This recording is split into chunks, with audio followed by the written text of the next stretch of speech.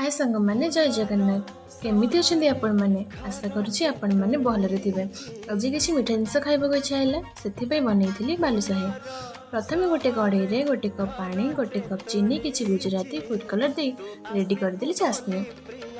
तापर गोटे बाउल रे गोटे कप मैदा किसी सोडा स्वाद अनुसार लुण 2 चम्मच घी पानी दे डोटा को रेडी कर देती। रेडी कला परे ताको 5 मिनिट साइड कर देती एवं तापर डो को तार सेप देदेली। देबा परे कढ़ई रे किछि तेल नहीं से लो फ्लेम रे फ्राए कली।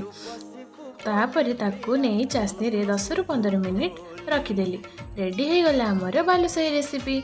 जदि आपको यह वीडियोटी भल लगी था कि रेसिपीटी भल लगी था आपण मैंने गोटे लाइक गोटे सब्सक्राइब करने को भूलें। रहुछि धन्यवाद। जय जगन्नाथ।